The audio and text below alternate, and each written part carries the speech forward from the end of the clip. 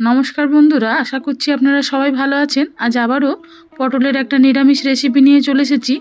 আলু পটলের এই নিরামিষ রেসিপিটা বন্ধুরা শুধু ভাত নয়, আপনার রুটি, লুচি, পরোটা যাই খান না কেন এটা দিয়ে সুন্দরভাবে খেতে পারবেন, আর অন্য কোনো কিছুর প্রয়োজন হবে না।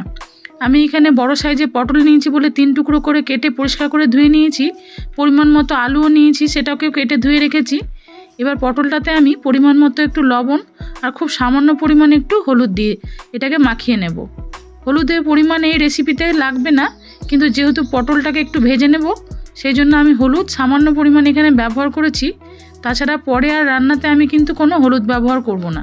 আপনারা হলুদ ছাড়াও এই রেসিপিটা করতে পারবেন। রান্নার জন্য লাগবে আমার 2 চামচ মতো পোস্ত, আর নিয়েছি এখানে 10-12টা কাজু বাদাম, 2 চামচ মতো চারমগজ নিয়েছি, 1/2 ইঞ্চি আদা, আর নিয়েছি 2টো পাকা টমেটো। সবগুলোকে আমি একসাথে বেটে নেব। আর আজকে রান্নাতে কাঁচা লঙ্কা ব্যবহার করব না, শুকনো লঙ্কা ব্যবহার করব। সেই জন্য এই মশলার সাথেই আমি 2টো শুকনো লঙ্কা বেটে দিচ্ছি। মশলাটা বাটা হয়ে গেছে দেখুন বন্ধুরা, একদম একটা মিহি পেস্ট বানিয়ে নিতে হবে। এদিকে গ্যাস ওভেনে আমি এবার কড়াই বসিয়ে দিলাম। সেখানে দিয়ে দিচ্ছি 2 চামচ মতো সরষের তেল। আপনারা চাইলে সাদা তেলেও এই রেসিপিটা করতে পারেন। এরপরে আলুগুলোকে দিয়ে হাই ফ্লেমে আলুগুলোকে একটু ভালো করে ভেজে নিতে হবে। 1-1.5 মিনিট এরমভাবে আলুগুলোকে একটু নেড়ে দেওয়ার পরে আমি প্রায় 2 মিনিটের জন্য এটাকে ঢাকা দিয়ে রান্না করে নেব, একদম লো হিটে, যাতে আলুগুলো ভালোভাবে একটু ভাজা যায়। 2 মিনিট পরে ফিরে আসছি। দেখুন বন্ধুরা, আলুগুলো প্রায় ভাজা হয়ে গেছে, সুন্দর আলুর মধ্যে একটা রং এসছে। এই সময় আমি আলুগুলোকে তুলে নিচ্ছি। আলুগুলো তুলে নেওয়ার পরে কড়াইয়ে যেহেতু কম তেল আছে সেই জন্য আমি আরও 1 চামচ তেল দিয়ে দিয়েছি। এরপরে পটলগুলোকে আমি ভেজে নেব। একইভাবে পটলগুলোকেও 2-1 মিনিট একটু নেড়ে নিয়ে এটাকে ঢাকা দিয়ে রেখে দিতে হবে।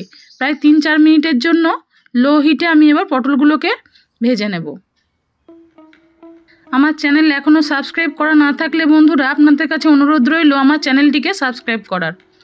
ফিরে এলাম 3-4 মিনিট পরে। পটলগুলোতে কিন্তু এখনও সেরকমভাবে রং আসেনি, সেই জন্য আমি হাই ফ্লেমে আরও কিছুক্ষণ পটলটাকে একটু ভেজে নিলাম। আরও 2-1 মিনিট একটু ভেজে নেওয়ার পরে যখন পটলের মধ্যে একটা লালচে রং ধরেছে সেই সময় আমি পটলগুলোকে তুলে নিচ্ছি। পটলগুলোকে তুলে নিয়ে এবার ওই কড়াইতে আরও দিয়ে দিলাম আমি প্রায় 2-3 চামচ মতো সরষের তেল। এবার ফোড়ন দিয়ে দিচ্ছি আমি 2টো তেজপাতা, একটা শুকনো লঙ্কা আর 1/2 চামচ মতো গোটা জিরে। আপনারা যদি চান তাহলে এই সময় একটু গোটা গরম মশলা ফোড়নে দিতে পারেন। এবার মশলাটাকে দিয়ে একটু ভালো করে কষে নিতে হবে। লো হিটে মশলাটাকে একটু কষে নিচ্ছি।